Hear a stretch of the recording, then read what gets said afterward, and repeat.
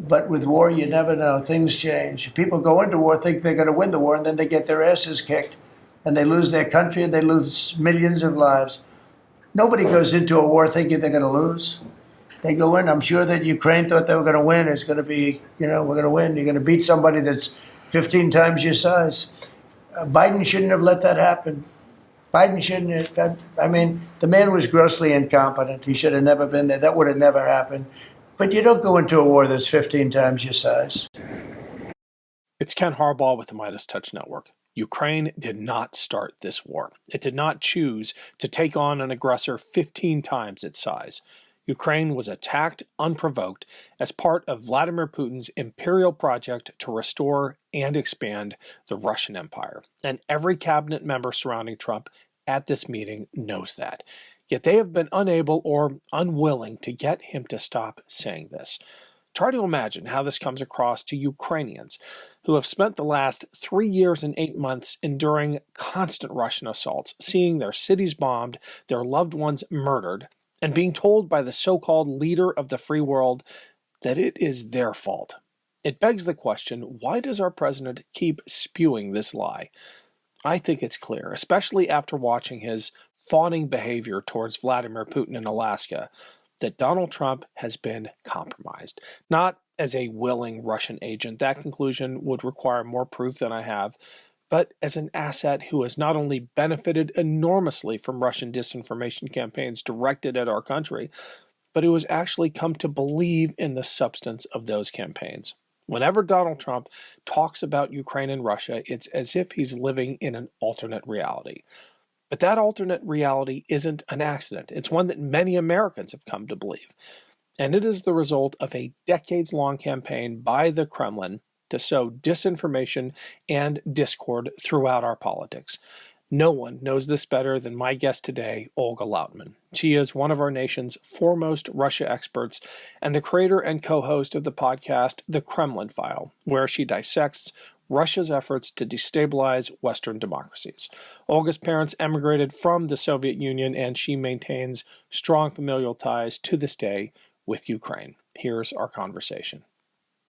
Welcome to the Ken Harbaugh Show. I'm joined by Olga Lautman, a Russia analyst and investigative researcher whose work exposes Kremlin corruption, disinformation, and covert influence operations around the world. Olga, welcome back to the show. Hi, Ken. Thank you so much for having me. As you said before we hit record, I cannot believe we are stuck in this timeline. Your last Substack post jumped out at me. I read almost all of them, but this one struck a chord. I'm going to read the title: Nazis, the Kremlin, and Trump. What a trifecta. And look, this is in keeping with a recent theme here. We've had Chris Goldsmith on pretty regularly talking about just how pervasive this extremist bent in the new regime is. I mean, ICE itself is an internal extremist police force that appears to answer only to Donald Trump. Give us the short version of the nexus with Russia. It was a very systematic way with a specific KGB playbook that they used to attack the 2016 election, to prime the ground. That began around 2008. Once they saw Obama come to power and they saw the racism and the burning of effigies, this is exactly when they got to work. And we all know the white supremacists and the neo-Nazis were instrumental to Trump winning 2016. The evangelicals were. We focused on that last week of how Russia cultivated the evangelicals for over a decade. And now we are, this week, we're focusing on the Nazis. So then we have this group that came, sprung up in the United States called the Base. Not coincidentally, I'm sure, after Al-Qaeda. Right. Which, Al-Qaeda in Arabic means the base. Yeah.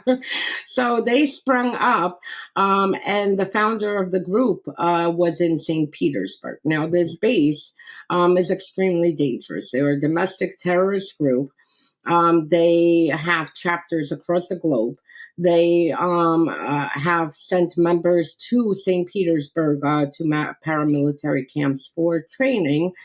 And under Trump, who has, and Kash Patel, who have dismantled, the domestic extremism task force, they now have really become stronger to the point that they have, over the past few months, been openly recruiting to carry out assassinations and sabotage operations in Ukraine. Hey, it's Ken Harbaugh. Quick break to say thank you to everyone who's been following and supporting this show and this channel. None of it happens without you. And if you haven't yet subscribed to my Substack page, I'd really appreciate the follow. It's a great way to make sure you never miss an episode. It's free to sign up. And if you're able to pitch in a few bucks, every dollar goes back into the show. Just search for The Ken Harbaugh Show on Substack or click the link below. Thanks. For Putin, this has to be largely opportunistic. The ideological alignment doesn't really matter to him, right? This is about, what do we call it, destabilization operations in his strategic adversaries, rivals around the world, in obviously Ukraine, but in the US and the UK. Germany. He'll go to bed with, right. He doesn't care who he's working with or their ideology, as long as they can be deployed as a thorn in the side of the United States and others. But it is especially ironic, isn't it, given the whole idea of Russia as the country that stopped Nazism, that stopped Hitler, that they are now partnering, and not just partnering, but elevating and funding Nazi groups. I mean, this has been the case for decades. And when it comes to Russia's security services, and Putin too, but I mean, this is more on Russian security services and their operations, they don't have an ideology. They infiltrated the evangelical groups through traditional values, basically aligning with them because they were pushing back against LGBTQ plus movements, against feminism, against everything that, represents liberalism and whatnot. So they partnered with them, pushing these traditional values, and, and this was like the line to get to them. Another line at the same time in parallel was through the Nazis and the white supremacist groups. So when it comes to Russia's security services, they just don't have an ideology. They will, and I've monitored these operations, they will stage pro Second Amendment protest, and at the same time stage an anti gun protest in the same place at the same time. Same thing with Black Lives Matter and White Lives Matter. Same place, same time. And how does this work on the ground? Because I'm sure a lot of people are wondering, well, what do you mean they support the evangelical community? I mean, in the case of their support for these Nazi groups, some of it is direct support. It is hosting Nazi leaders in St. Petersburg and things like that. But when you talk about the provocations and the agitation in our politics, that is largely influence campaigns, right? That is online, that is disinformation.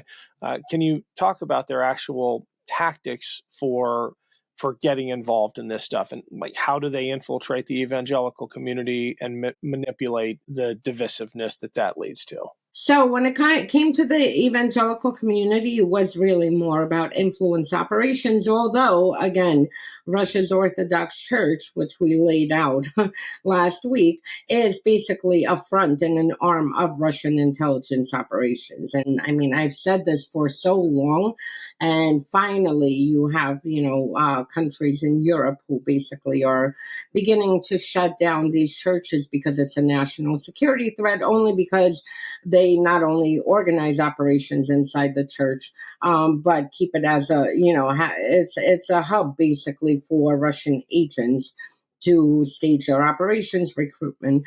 So when it came to the evangelical, I mean, it was done mainly through the Orthodox Church, through these traditional values. It was inviting evangelical leaders to Moscow, who then would come and basically whitewash. Now, this is happening after the annexation of Crimea, after the invasion of Georgia and the atrocities they committed there in 2008. And they basically were making Putin as a hero, painting Russia as the savior country, that will save this globe from whatever hell the evangelicals believe we're heading to. So it was through influence operations, but it intersected with spies, because then you had Maria Butina, who was a Russian agent, who was her job here was specifically to infiltrate evangelical groups, to move to the Republican Party and the prayer breakfast. Wasn't the NRA implicated in that as well? That was chapter 3. We did a whole thing on the NRA. Basically, Russia in parallel was running operations infiltrating the NRA. At the same time, they were infiltrating the evangelical community. At the same time, they were working with the Nazi groups and, to create operations to destabilize the United States. And then by 2015, they really see that Trump is the one, like late 2015, that he is the one who's, has the highest probability to get into the White House, and then they throw everything at him. But initially, their goal was anyone but Hillary Clinton. That was their goal, and this is why they went to every single route, which then in 2016 all fused together. The NRA movement, the evangelicals, the neo-Nazis and white supremacists, all the extremist groups. So this is why I say it was such a multifaceted operation, coming from every single angle. And like you made the point, I mean, it's not about that they have an ideology. Their ideology is to destroy the West. I would love to try to end on a somewhat more positive note. We just passed Ukraine's Independence Day, and I would love your reflections on the spirit of the Ukrainian people. As a Ukrainian, I would just love your perspective on how that nation has weathered this unbelievable onslaught from one of the most powerful nuclear-armed countries in the world.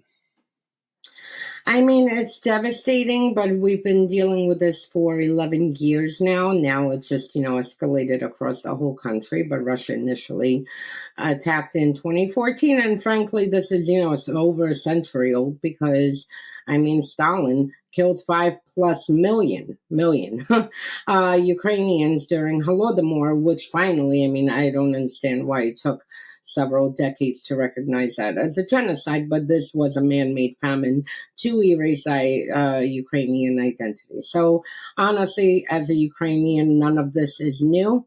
But we are always hopeful. We will never give up. We will fight for our land. We will fight for our identity, for, our history.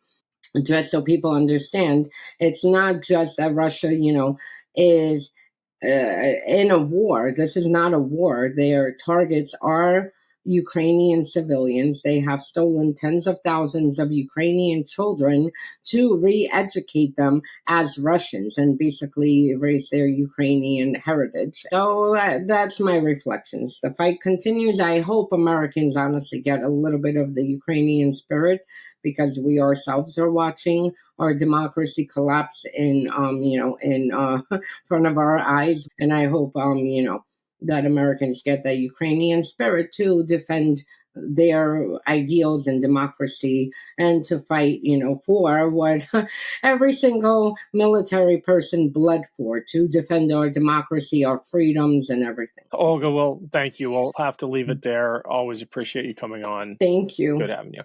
Thank you.